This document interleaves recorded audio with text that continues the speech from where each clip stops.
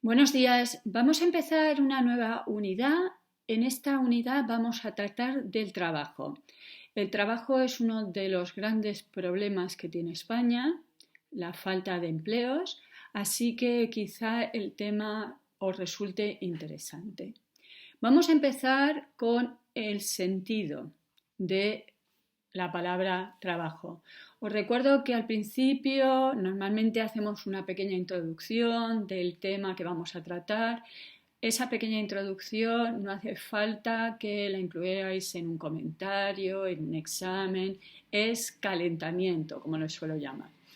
El concepto de trabajo tiene una clara ambigüedad, tiene dos sentidos distintos y vamos a ver que estos dos sentidos están emparentados. Por un lado, el trabajo es una actividad que produce algo, entonces algo útil, es una producción, pero por el otro lado es una actividad penosa, es algo que requiere esfuerzo, es algo cansado. La etimología del término, y cuidado, repito, ya lo he dicho muchas veces, la etimología es de dónde viene la palabra, no es el significado. La etimología tendría más relación con este segundo significado, el de esfuerzo, fatiga, porque viene de una palabra latina, tripaliare, que significa torturar. Es un triple palo y ese triple palo servía como armazón para los bueyes, pero también era un instrumento de tortura. Pero en latín, al igual que en griego, al igual que en francés o en alemán, incluso en español, normalmente hay dos palabras que son sinónimo. Por ejemplo, en latín tenían la palabra opus, de ahí viene la palabra ópera, y también la palabra labor, de ahí viene labor. En griego, energeia. Energeia es la fuerza, el poder, pero también ponos, fatiga. Por ejemplo, cuando hablamos de los 12 trabajos de Hércules, es este segundo sentido. En las lenguas modernas, pues en inglés tenemos work, pero tenemos labor. Pensar en el partido de los trabajadores, Labour Party. En holandés es werk, arbeid. En francés es travail, labeur. Y pensar en castellano. Tenemos labor y tenemos trabajo. Yo os pediría que paréis un momentito el vídeo y penséis cuál es la diferencia entre labor y trabajo. Podéis pensar, por ejemplo, qué tipos de expresiones utilizamos para hablar de labor y no utilizamos la palabra, en cambio, trabajo. Lo paráis, lo pensáis y seguimos un poquito. Bien, vamos a tratar de una distinción de una filósofa. Sabemos que hay pocas, sabemos quién es Hannah Arendt, para eso os he pedido que veáis una película, y sabemos que esta mujer es muy importante porque, por ejemplo, acuñó el término totalitarismo. En una obra que se llama La condición humana, Hannah Arendt distingue entre labor, trabajo y acción. Quizá le hayáis dado un poquito de vueltas a cuando utilizamos la expresión labor en castellano. Normalmente hablamos de labores del campo o labores de la casa. Bien, ¿qué distingue la labor del trabajo? Y no me parece casualidad que sea justamente una mujer contemporánea quien vaya a darse cuenta de lo importante que es la labor. Un día en clase los alumnos me decían que las labores de la casa es algo que uno hace si le apetece. Me imagino que ellos pensaban planchar una camisa, ¿no? Voy con la camisa arrugada o planchada. Pues no, las labores no es una cosa que se hace si me apetece, pero si no me apetece no lo hago. Las labores son importantísimas porque veréis que labor, según Hannah Arendt, es actividad concentrada exclusivamente en la vida y su mantenimiento, obligada por la necesidad. Es decir, la labor sirve para mantener la vida. Las labores del campo, las labores de la casa, cocinar todos los días para dar de comer a los hijos, cuidar de los enfermos o, por ejemplo, limpiar, No son cosas que hacemos para que quede más mono, es para mantener la vida. ¿Cuál es el problema de las labores? Pues primero, que normalmente han sido las mujeres, en la antigüedad los esclavos que se dedicaban a este tipo de actividad y han sido despreciadas. Y también tienen un problema, y es que este tipo de actividades hay que hacerla todos los días. Por lo tanto, pueden ser muy frustrantes. Limpio la casa, pero 15 días más tarde la casa vuelve a estar hecha un desastre. O a lo mejor ni siquiera 15 días más tarde. Vienen mis hijos del colegio y me lo dejan todo de nuevo como estaba antes. O cocino, comen y ya. Y no comen, lo tengo que tirar porque no se puede mantener eternamente la comida. Las labores del campo, igual. Si no recojo los frutos en su momento, el árbol se pudre. En cambio, el trabajo para Hannah Arendt sería actividad que permite fabricar la interminable variedad de cosas cuya suma total constituye el artificio humano impulsada por la utilidad. Es decir, el trabajo se distingue de la labor porque permite fabricar algo, porque me permite construir algo y además tiene una utilidad, ¿de acuerdo? Y el tercer término sería la acción, actividad que requiere de la presencia de los otros, mediante la cual los hombres muestran quiénes son, revelan su única personal identidad y hacen su aparición en el mundo humano. Frente a la labor y el trabajo, la acción es pública, me muestro a los demás. Pensar que alguien limpiando una casa no se muestra. Yo llego y la casa está limpia, pero no sé quién la ha limpiado. El trabajo, alguien hace un par de zapatos, yo no sé. En cambio, la acción sí que es una actividad que requiere mostrarse ante los demás.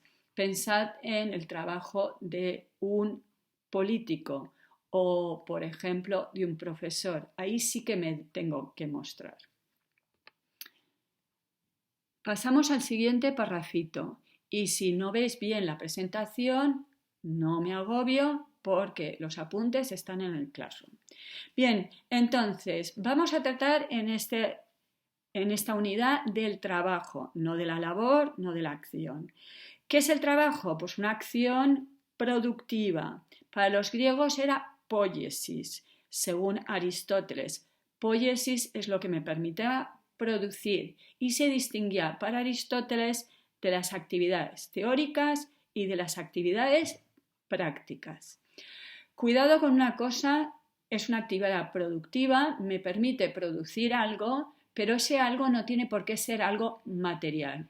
Antes os he dicho que la palabra en latín era opus y de ahí viene ópera. Si yo hago una ópera no es algo material, es una pieza de música y es algo productivo, produzco algo, pero no es algo que yo pueda tocar. ¿De acuerdo? Los ejemplos que pondrá el propio Aristóteles de actividades productivas en sus dos obras, como vimos al principio del curso, es la retórica, que me permite hacer un discurso convincente, seductor, y en la poética, la tragedia, que me permite hacer una obra de teatro. El trabajo tiene una finalidad, hemos hablado que una utilidad, y una utilidad pública, no es algo que haga yo porque me apetece, porque me dé la gana, podríamos hablar de un hobby. Y tiene que tener una utilidad social, es decir, que la utilidad lo confieren los otros. Hoy en día, pues como las actividades laborales, curioso, ¿no? El trabajo suele ser pagado, pues yo ya sé si algo es útil o no, porque me lo pagan o no me lo pagan. Si nadie está dispuesto a pagar por eso, debe ser que no es útil, ¿de acuerdo? Pero el trabajo también es una tarea, es un término que significa hacer algo en un cierto tiempo. No me puedo tirar toda mi vida para hacer algo, me exigen unos plazos y además tiene que ver mucho con la necesidad, porque la naturaleza no nos da todo y por lo tanto, como no tenemos acceso a todos los bienes que quisiéramos, por lo tanto necesitamos transformar la naturaleza. De ahí que el primer término se relacione con el segundo. Lo que es productivo se convierte en algo pesado. Antes de proseguir, vamos a recordar la distinción que hacía Aristóteles. Repito, si no lo veo bien, no me agobio, no me preocupo, miro en los apuntes. A ver, ya vimos que Aristóteles solía distinguir entre ciencias, y ya sabemos que en la antigüedad ciencia era la filosofía, pero también la biología, los saberes humanos, distinguía entre saberes teóricos, prácticos y productivos. Ejemplos de saberes teóricos serían las matemáticas y la física. Es verdad que hoy en día las matemáticas y la física tienen aplicaciones, pero en la época de Aristóteles no. La virtud. ¿Qué esperamos de un físico o un matemático? Según Aristóteles, la sabiduría, que sea un sabio. Las ciencias prácticas ya hemos visto muchas veces que son solo dos, la ética y la política. ¿Y qué se espera de un político? Que sea prudente. Ya os comenté que esta virtud no está muy de moda. No se dice constantemente a los niños tienes que ser prudente. En cambio, sí que se habla, por ejemplo, de la valentía. La valentía es una virtud que nos es muy accesible. Entendemos qué quiere decir ser valiente. Prudente, un poquito más raro. Sí que se dice, por ejemplo, ser prudente al volante, ¿vale? Y productivas. Ya había dicho que Aristóteles solo considera la retórica y la tragedia como dos artes, diríamos hoy, dos técnicas productivas. Pero productivo podía ser cualquier técnica. La capacidad de producir pan, la capacidad de producir una mesa, el panadero, el ebanista, por lo tanto, tienen actividades productivas. Pero ya sabemos, desde principio de curso, que los griegos despreciaban ese tipo de oficios. Por eso Aristóteles no tiene un tratado acerca de la panadería, sino que tiene un tratado, la poética, acerca de la tragedia y la retórica acerca de un discurso bien hecho. Para terminar este primer apartado introductorio, simplemente unas cuestiones para la reflexión. Tenemos dos sentidos del término trabajo. Por un lado es una actividad productiva, por el otro lado es penosa.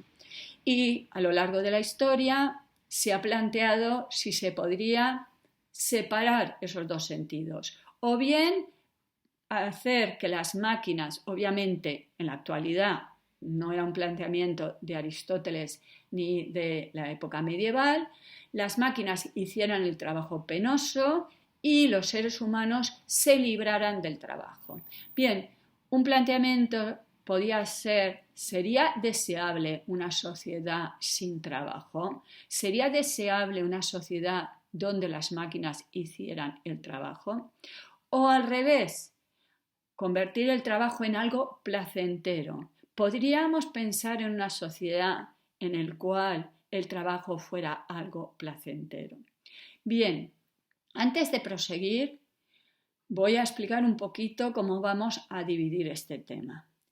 En esta ocasión lo vamos a hacer históricamente. Hablaremos primero de los griegos, posteriormente de los medievales, luego de la época moderna. Nos vamos a detener en un filósofo que es Marx y trataremos de la actualidad, ¿de acuerdo?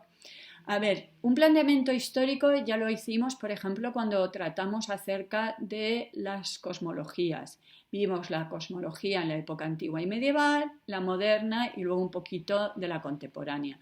Así que no es un planteamiento tan extraño. Entonces, en el próximo vídeo vamos a tratar acerca de el trabajo tal y como lo concebían en la antigüedad para los filósofos griegos. Hasta luego.